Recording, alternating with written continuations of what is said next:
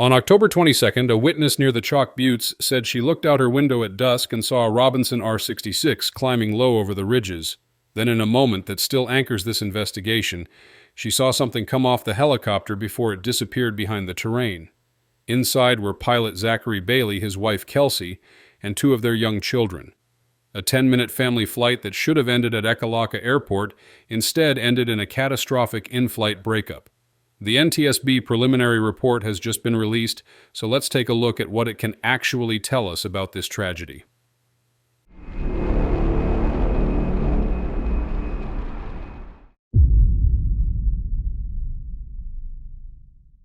The accident occurred shortly after Zachary Bailey departed a private ranch south of Ekalaka in his Robinson R66 at 6:18 p.m. A friend in a Cessna 182 departed at the same time, and the two aircraft were loosely flying the same route, not as a formal formation, but traveling together. This was a personal flight. Zachary was heading toward Ekalaka Airport, and his wife and two children were with him for a short evening hop. The weather was ideal for flying clear skies, 10 miles visibility, and calm winds. Under those conditions, it's easy to see why the Chalk Buttes, a visually striking set of sandstone ridges, would be an appealing detour. When the Cessna pilot asked whether Zachary planned to fly direct, Zachary replied that he wanted to fly over the Chalk Buttes first. The Cessna offset slightly toward the buttes while keeping the helicopter roughly an eighth of a mile behind. They were flying near ridge height with fading sunlight and long shadows forming across the terrain. If you've flown near terrain at dusk, you know how beautiful it can be, but also how deceptive shadows can become. Dark rock blends with shaded slopes, and even gentle changes in terrain can require small, quick corrections. At this early stage, everything still appeared normal. The two aircraft had visual contact, the pace was relaxed, and nothing indicated a developing problem. But as the terrain began to rise around them, the environment became more demanding. The Chalk Buttes aren't smooth rolling hills, they're jagged, uneven ridges with narrow cuts and abrupt changes in elevation.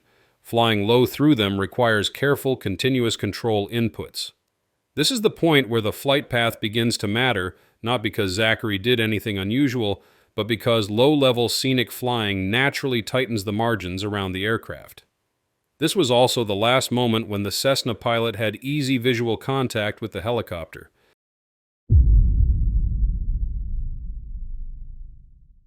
As the two aircraft approached the southwest end of the Chalk Buttes, Zachary made what would be his final radio call. They were going to fly around the set of buttes off their left. That simple statement signaled a turn into tighter terrain still normal for a helicopter, but a transition that naturally increases aerodynamic demands.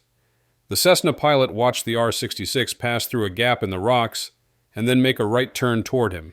A turning maneuver like this at low altitude requires a combination of bank pitch and power changes.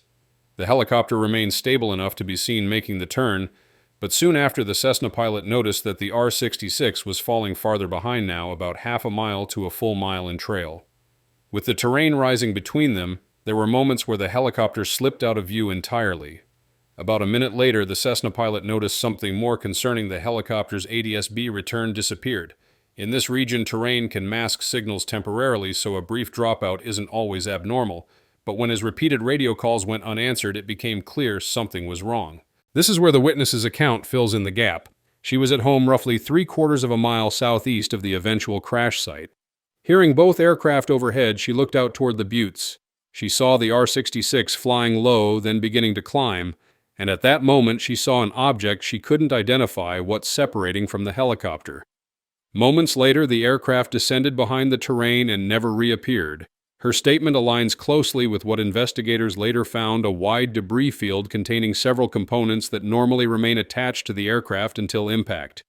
When a witness describes a separation in flight and the ground evidence confirms that parts were shed before the main fuselage hit the ground, investigators treat that as a critical lead. And that sets the stage for the next phase of the analysis: what the terrain the debris spread and the helicopter's design can tell us about what happened in those final seconds.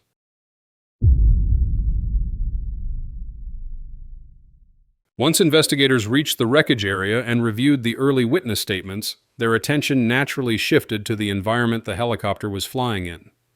And when we put those environmental conditions side by side with the R66's structural design, we begin to see why the final maneuvering segment is so important to understand. The chalk buttes are rugged sandstone formations with steep ridges and narrow cuts, more like a series of broken, uneven walls than wide-open hills. Pilots who fly near them know the air can shift dramatically depending on which side of a ridge you're on. Updrafts and downdrafts can form in pockets. Air being channeled through gaps can create localized turbulence or sudden bumps.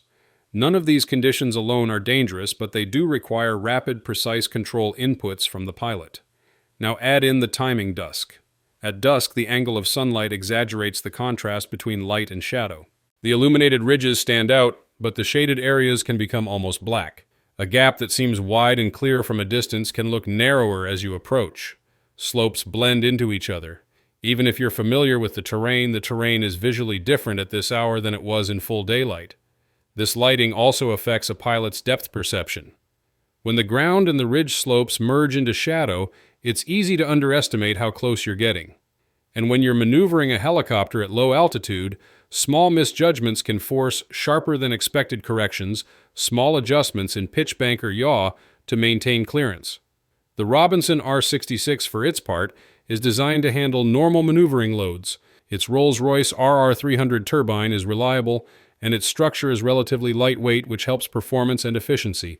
But that lightness also means the tail assembly, the tail rotor, its drive shaft, and the horizontal and vertical stabilizers carry stress loads that change quickly when the pilot changes bank angle or power. A helicopter tail isn't just a passive component. The tail rotor constantly stabilizes the aircraft's heading by counteracting main rotor torque. The drive shaft is spinning at high speed, delivering power all the way down the tail boom. The stabilizers, though small, influence the airflow over the tail at different speeds. When a pilot makes abrupt corrections, say during a climbing turn through uneven terrain, those loads can shift quickly. This is not to suggest the aircraft was being flown aggressively. But it does highlight why investigators focus on the moment the helicopter was climbing and turning through the buttes, just before the witness saw an object fall away. The damage pattern discovered later strongly suggests that multiple components separated before the helicopter struck the ground. Among the pieces found in the debris field were the vertical stabilizer, horizontal stabilizer tail rotor, and the drive shaft cover. Those components don't usually travel far ahead of the fuselage in a ground impact. They're either destroyed in place or found next to the main wreckage. When they're located hundreds of feet upstream, it's a major indicator that they detached in flight. Investigators will also consider the helicopter's maintenance and repair history because airframe events earlier in its life can matter even years later. Records show that this particular R66 was involved in a 2014 bird strike incident that caused substantial damage. Repairs from events like that are usually done properly. Helicopters with past damage fly safely for many years. But the NTSB routinely reviews every major repair checking, whether replacements were made with the correct parts, whether torques were applied to specification, and whether any repaired surfaces show fatigue or cracking. Here's the key point.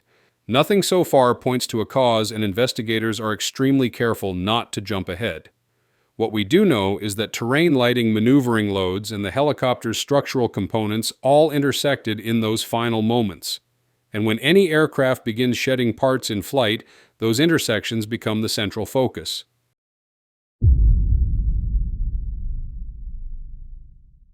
When investigators examined the scene, the clearest evidence came not from the main wreckage, but from what lay behind it. The fuselage ended up on its left side at roughly a 93-degree heading, but the debris field stretched 300 by 300 feet southwest of that point. That's the classic signature of an in-flight separation, not a breakup caused solely by ground impact. And the items found in that debris field matter. Both left doors, the tail rotor drive shaft cover, and the vertical and horizontal stabilizers were scattered well before the fuselage. These components typically stay attached until impact, and even when torn off during a crash, they're usually found near the main wreck. Finding them upstream strongly suggests they detached while the helicopter was still airborne. These findings align with the witness who saw the R66 climb and then saw something come off. She didn't identify the object, but the ground evidence shows that several major components could have been what she saw. To understand the sequence, investigators will analyze the fracture surfaces on each part. Overload failures leave clean, bright tears. Fatigue cracks leave progressive beach marks. If a part was struck by something else, a door for example, it may show dents, paint transfer, or directional scoring. They'll also examine each door's hinges and latches to determine whether they opened from aerodynamic forces or were torn off by impact. Even small clues like the direction of tearing or the stretch pattern inside a bolt hole can reveal which component separated first. At this stage, the debris pattern doesn't tell us why parts separated, only that the separations happened in flight. But that alone is enough to frame the next phase of the investigation, identifying the initiating failure and determining whether it was structural, aerodynamic, mechanical, or some combination of factors.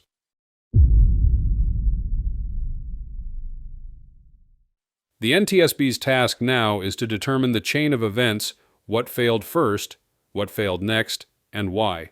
With in-flight separation involved, several investigative domains become critical. First is the tail rotor and driveshaft system. Investigators will inspect the driveshaft bearings and gearbox for heat discoloration or rotational scoring, which could indicate vibration or bearing distress before separation. The driveshaft cover's tearing pattern may also show whether it broke away on its own or was ripped free during a secondary event. Next are the stabilizer attachment points. These small surfaces carry aerodynamic loads that change quickly in turns. If either stabilizer failed first, it could have altered airflow around the tail boom or struck the tail rotor. Investigators will study bolt stretch bracket fractures and tear angles to determine whether those structures failed from overload fatigue or impact. They'll also assess control continuity. Even in an in-flight breakup, investigators piece together whether the pilot retained the ability to command yaw pitch and roll in the final seconds. Unusual deformation of control rods or linkages can indicate whether the breakup began before or after the controls lost authority.